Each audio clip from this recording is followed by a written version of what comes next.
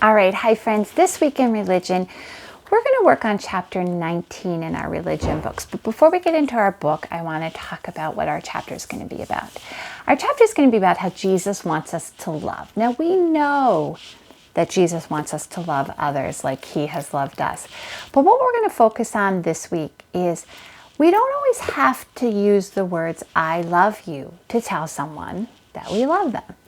And that's what we're going to be looking at this week in our religion book is the other ways that we're able to say, I love you to someone without using those exact words. And that there might be other words that we use or other things that we do, or maybe questions that we ask, those question words, that we might ask for others to hear how much we love them, okay?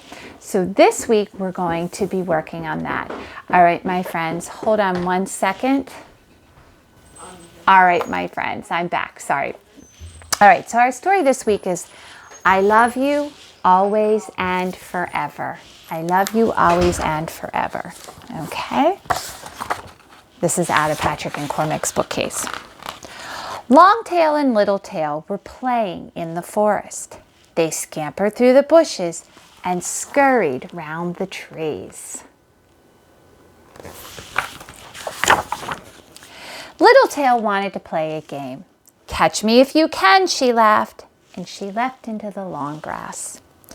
Littletail was fast, but Longtail was faster, and he caught her and swept her into his arms.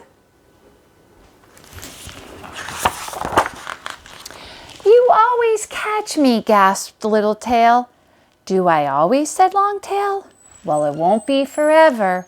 One day you will be too fast for me to catch you.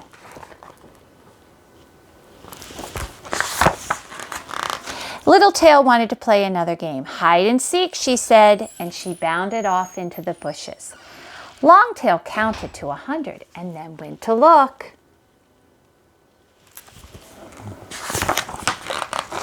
Littletail was clever, but Longtail was cleverer, and he found her and caught her by surprise. You always find me, giggled Littletail. Do I always, said Longtail. Well, it won't be forever. One day you'll be too clever for me to find.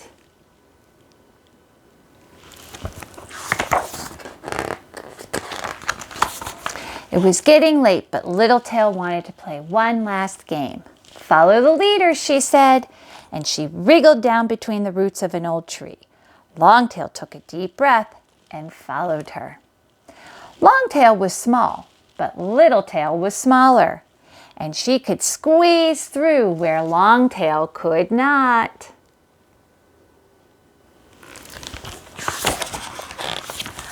I always get through, said Littletail proudly. Do you always, laughed Longtail. Well, it won't be forever. One day you'll be just as big as me.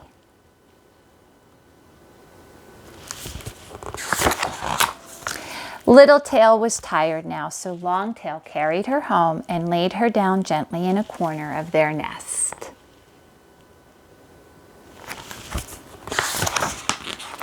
I love you, Littletail, said Longtail as he kissed her goodnight. You always say that, murmured Littletail sleepily. Do I always, said Longtail as he lay down beside her. Well, that will be forever. I love you always and forever, he whispered with a smile.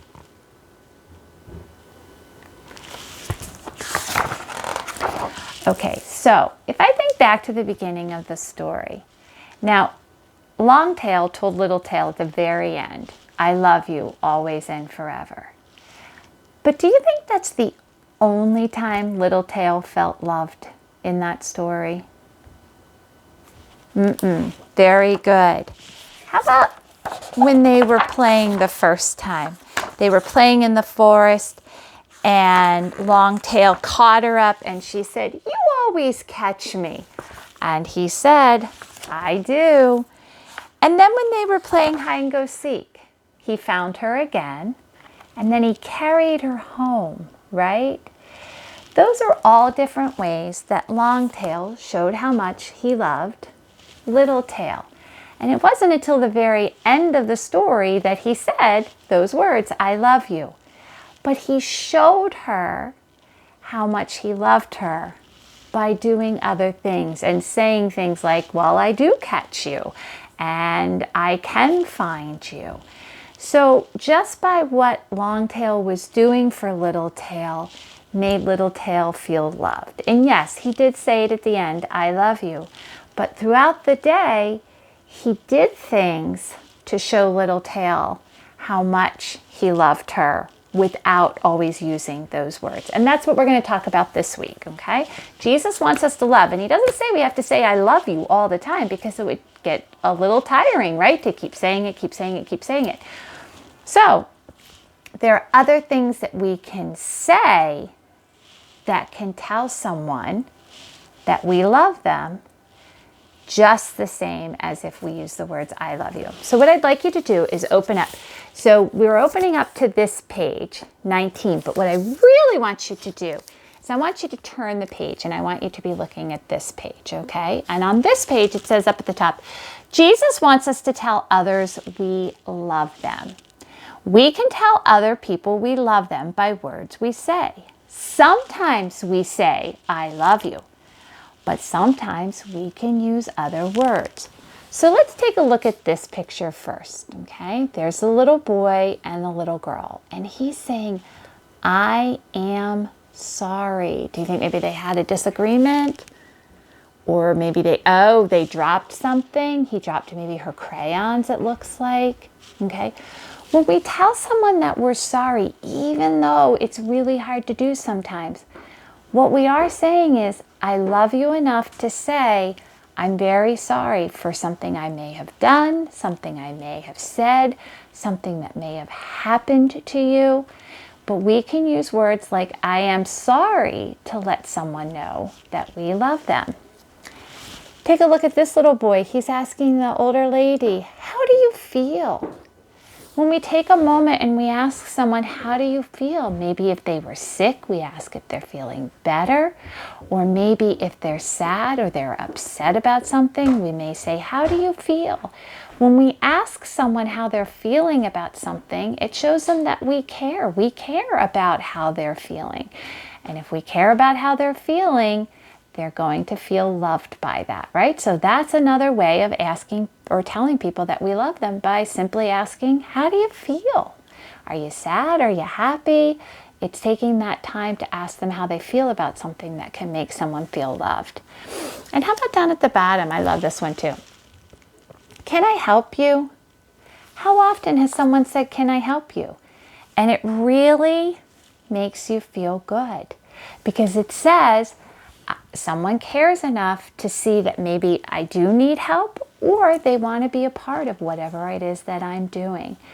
So it's really important to understand that Jesus wants us to love, but it doesn't have to be the same thing all the time with the words, I love you, because we know we love one another. But when we take the time to use other words like, I am sorry, how do you feel? Can I help you? Do you need help? When we take the time and we ask questions like that, or we say things like, I am sorry for something that I did, I'm sorry for something that happened to you, we're showing people that we love them, not just by using those 3 simple words of I love you, okay? What I would like you to do today is I would like you to be thinking to yourself today, I would like you to be thinking about how you told someone you love them today, but not using the words, I love you.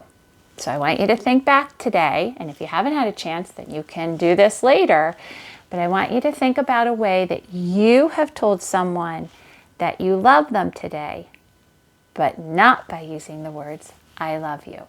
And using some of those other things that we just talked about. Maybe, how do you feel today? Can I help you? Or if you did something that maybe you shouldn't have done, or maybe you accidentally did, you could say, I am sorry. And what I would like you to do is share that with me on Flipgrid today.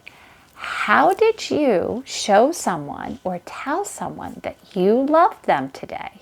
Actually, it's how did you tell someone that you love them today, but without using the words, I love you.